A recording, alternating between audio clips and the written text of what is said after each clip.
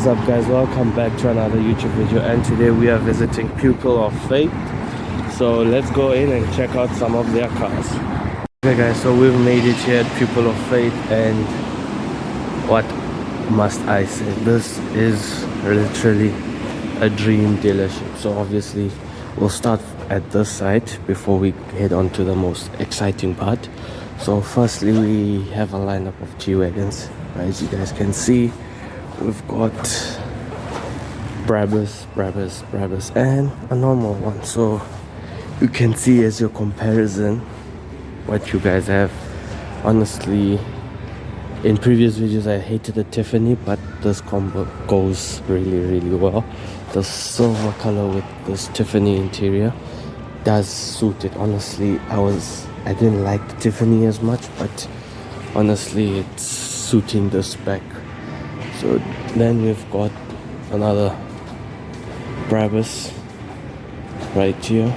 This one is the XLP, so it's like the van version of the G-Wagon.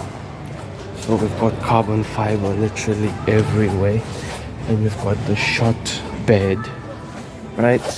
Why would you need this? I don't know, but it's a cool option, honestly. As I said, Brabus does everything fantastic. And this is another Brabus 900. Not a color you can see every day, but it does go well. But purple inside and outside doesn't do it very well. But what can I say, it is a very nice color. So moving on from your G-Wagons, we head on over to your Urus. So you've got one which is a Urus Performante right here in this green color, which is fantastic. There's the Urus Performante hardcore version of your normal Urus, right? So as you guys can see, there's a much differences from the normal one to the Performante. Like this one also has the carbon fiber hood, and you've got some parts exposed, right?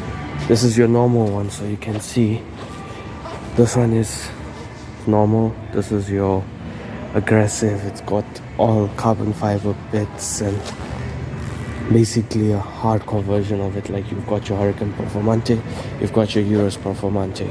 Next off, we've got another Urus in this matte black color with orange accents. So this is a pretty nice lineup, right, of Uruses. And you've got another one here, if I'm not mistaken, this is the Performante also, and white bronze wheels just suits it everything, man. What can I say, this is just a dream spec. As you guys can see, just a dream spec. Heading on over to the Bentley Bentayga. Nothing much to say, just luxury SUV competition to the Rolls-Royce Cullinan, the Uruses and all. This is a V8 version, not what I would take, but something that's very nice. Still on the SUV, we've got the new Range Rovers. Okay, we've got one, we've got the old Range Rover right here. This is, if I'm not mistaken, your SVR. So this is another. As you guys can see, you've got the two, the new or the old one. Prefer the old body style. The new one is just too long and just too plain, in my opinion, right? And then we've got two Maybach GLSs. We've got one in full white with a brown interior. Then you've got one with a two-tone exterior paint with the brown interior, as you guys can see. But this is just a black with a burgundy brownish color, if I can say, two-tone color right here. Got two GLS 600s right there. I would prefer the two-tone, honestly, but a different two-tone. But two-tone is still sick. Heading over from your Maybach's Range Rovers, you've got a Rolls-Royce Cullinan right here. is this. Yes, this is a black badge, meaning you get the blacked out grille, the black Spirit of Ecstasy, and this orange trim just going around the car. It's got orange interior, also Cullinan, like I said, competition with your Bentley Bentayga. This is much more luxurious because it's Rolls-Royce. Like, nothing can beat luxury, and nothing does better than Rolls-Royce in terms of luxury. Like, Rolls-Royce is pinnacle of luxury, right? Next, over to your SUVs still, we've got the Aston Martin DBX. Honestly, one of my favorite SUVs. Honestly, DBX, this color, fantastic vehicle from Aston Martin, honestly. So basically, as you guys can see, for a beautiful lineup of Aston Martin DBXs, right? Got a beautiful lineup in the green color and this, I'm not sure what color it is and I don't want to be wrong on it, but it's just a different color. Got another one in black. But honestly, the green does it best. So this is also like your competition to your Urus. This is Aston Martin's answer. So yeah, SUVs heading on to your Porsche Turbo GT. So like you can see, you've got your Porsche Turbo GT, Aston Martin, you've got your Urus's up there, then you've got the Ferrari Puro Sangue. So these are all competition into the SUV lineup, right? So out of all these options currently, your Urus, your Bentayga, your Cullinan, your Aston Martin, your Turbo GT, honestly the Turbo GT does it. Everything about what Porsche has done with this car is just perfect, fantastic, dot to dot. Nothing else wrong with this car. So yeah, Porsche Turbo GT over a Urus, yes. Why? Because it's a Porsche. It does everything perfectly, right? Aston Martin also very sick. So maybe a cool addition to your garage if you want to, right? So yeah, honestly the front of the Aston Martin is very nice, beautiful. And if you can see, this is the normal Aston Martin DBX. This is the 707.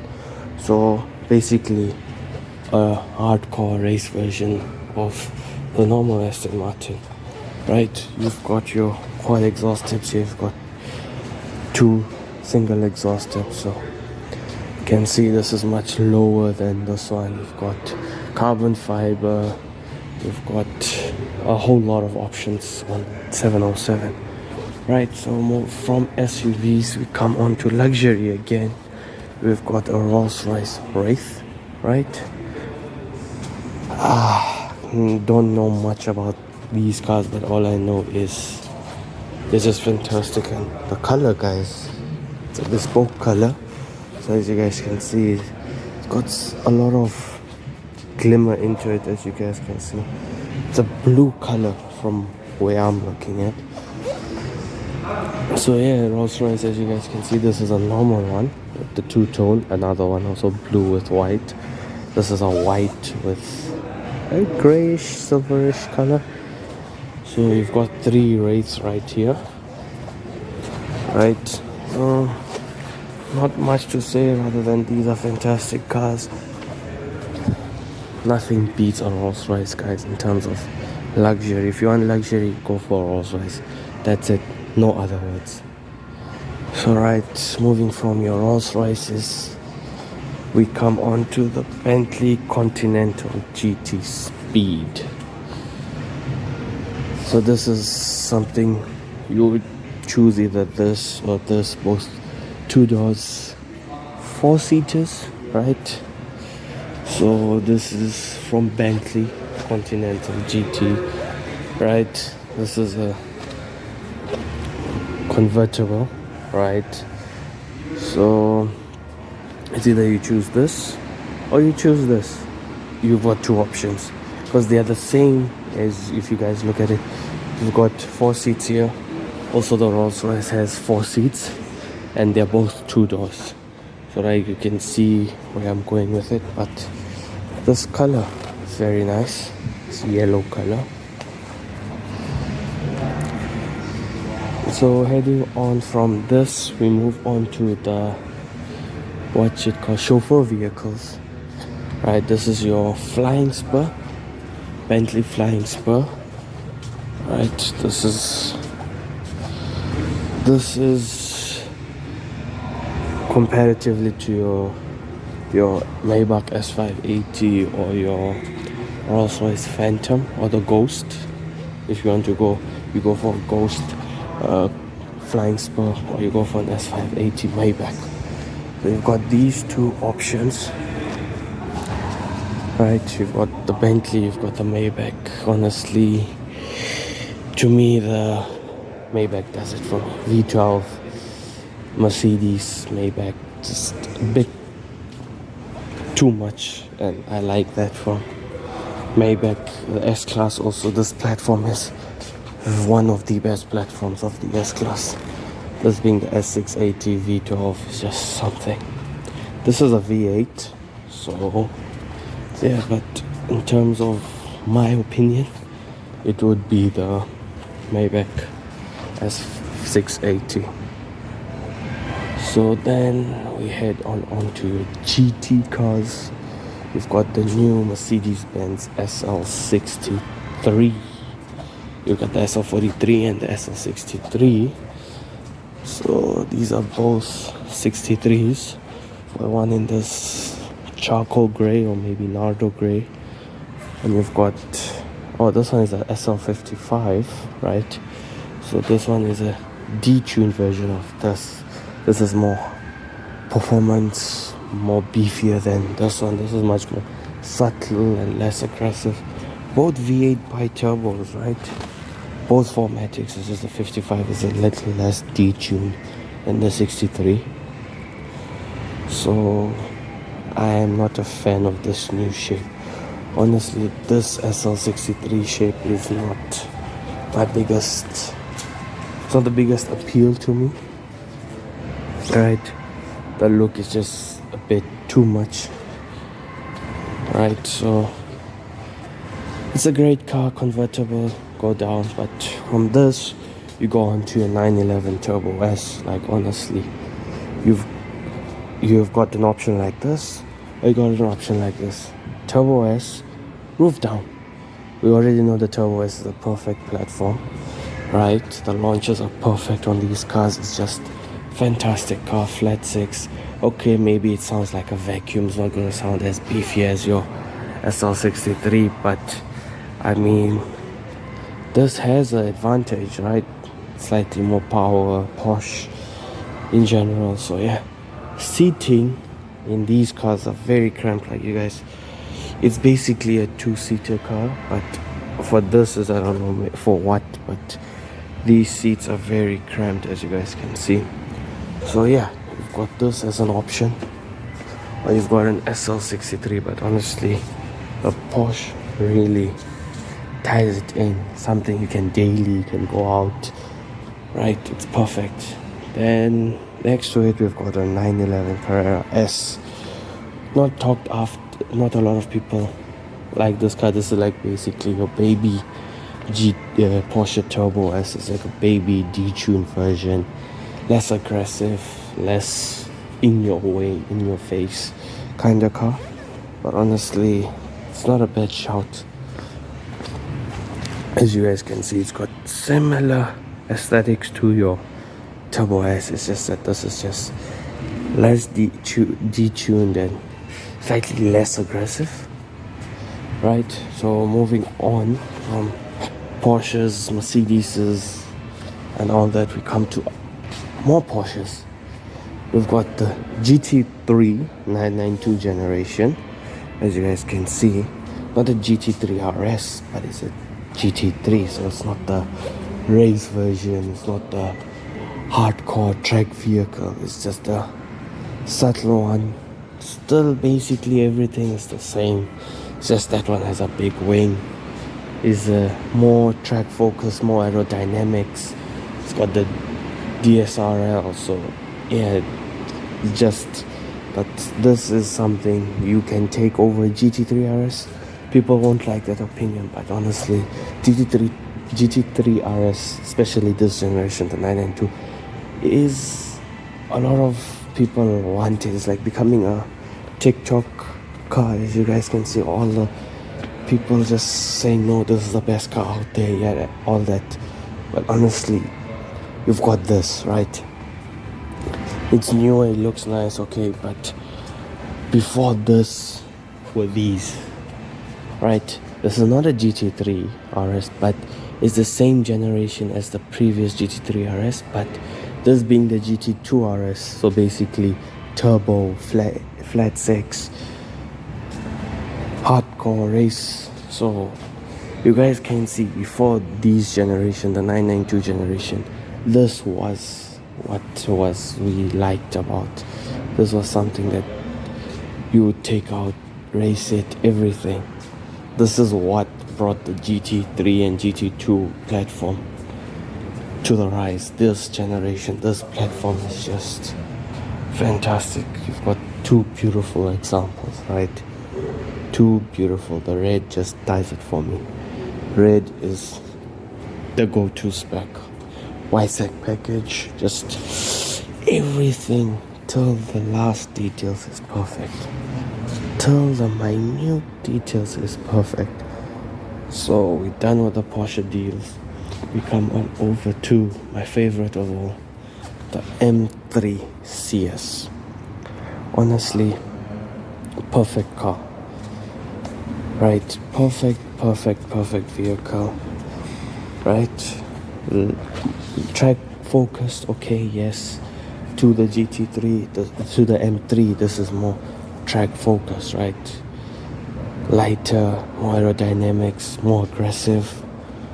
So there's always, the top of the line is always aggressive. Like you've got GT2, then you've got the GT2 RS. The RS is always track focused, aggressive. Same like this. The M3 competition, okay, they're great dailies. But you go to the CS, it's more track focused. Everything is hard. Everything is spec'd for the track, not a daily car. Honestly, so yeah, M3 CS, nothing beats this, a better daily driver. Honestly, you go for a basic M3 or competition is okay, but the CS just does it for me. It just does it for me. It's a lot of money, but still it does it for me, right? So moving on to from my favorite vehicle to other favorite vehicle, or my favorite brand is Ferrari. I've got a beautiful lineup of SF90s. Can't stop talking about them. V8 V8 turbo hybrid, 1000 horsepower, done. That's it. That's all you need. I've got three beautiful examples right here: white, blue, and the grayish color. But honestly, this is something I would take. Okay, mainly my preferences are track focus. Like I would take an SF90XX over the normal, but a normal SF90 is not too bad also, guys. Okay, maybe I'll take the SF90XX, but this also is the same thing, that is more aggressive, more track focused again. So yeah, moving on from SF90s, Ferrari Roma right here. This beautiful color. Best GT car out there. Honestly, to me, this is what GT car speaks to me. The looks, V8, everything just ties a perfect daily driver. Honestly, only thing I hate is the gear selector, the new gear selector in the Ferraris, but everything else is just perfect. Perfect GT car. And no words to say. Honestly, you can't say anything bad about it. A lot of people hate the looks of it, but to me, I like it. I prefer it. And right, moving on, we've got the 488 Pista Spider. This is just the car that that made me put the 458 second. Honestly, the 488 Pista, the looks, everything, being inspired, does it for me. V8, everything, turbo V8 just does it for me, honestly. The 488 Pista is something, it really made me put the 458 second and this first in my list. Why? Because the looks, it's just redesigned, more beautiful, more, what's it called, appreciative. The 458 was a bit bland, right? And okay, it had the NA V8, which was fantastic, but it just didn't have the oomph that this car gives me. Honestly, 488 just done. One car to own for the rest of my life would be a 488. Done. End of discussion. This is everything. Next on 296 GTB. A baby version of the SF90. Why? Because this is a V6, not a V8. This is also a hybrid. That's why I'm saying this is a baby version, because they're both hybrids, but this one is a V8, one is a V6. So there's a baby version of it. So in terms of looks, fantastic. 10 out of 10. Ferrari did a great job. Firstly, wasn't a fan of it, right? But slowly grew on me. I appreciated it more, honestly. So V6 hybrid, okay, but maybe, right, could be a second option, right? If I had to choose between maybe a 488 or maybe a 296, it could be a second option, but the first option would be a 488. This is your second option. Hybrid, you want to be subtle at times, you want to be rowdy at times, you've got the V6. Honestly, this V6 is remarkable from Ferrari. The performance this car pushes out is just magnificent. For V6, honestly, it's basically like the Ford GT. V6 EcoBoost engine, nobody appreciated it a lot, but it did its job. So does this car. It does its job. Right, moving on from Ferrari, we move on to Lamborghini. Right, we've got two beautiful versions of the Huracan. One is a Spider and one is a coupe, right? Huracan, right, normal Spider. This one, if I'm not mistaken, is also a Huracan, but it's a Evo Daytona edition. So we've got this livery all around it, the Daytona spec and everything, right? You've got the livery up there also. So yeah, V10 NA twin turbo on these cars are perfect. This platform for twin turbo is one of the best platforms out there. To put a twin turbo kit on them is so simple. Tuning them, very simple. The amount of power you can take out on these cars is very nice. These cars, to push out 1,200 horsepower with a twin turbo kit is not difficult. This car just does it perfectly. Right, I'll take this over an R8, yes, but maybe the Huracan is slowly becoming a more of a what's it called, entrance into the supercar and hypercar, what's it called, genre, right? So if you want to be something that people look at you for, or something you want to stand out for, people will choose a Huracan, right? But it's not a car I would choose, right? It's too much. It's a lot of people like these cars, right? Because it's a, what's it called? It's baby steps into the automotive supercar and hypercar world. So yeah, so we have finished this side of Pupil of Fate. So second part will be that side, which is just hypercars and amazing vehicles. So thank you guys for watching. I'll catch you guys in part 2 of visiting Pupil of Fate. Thank you. Bye bye.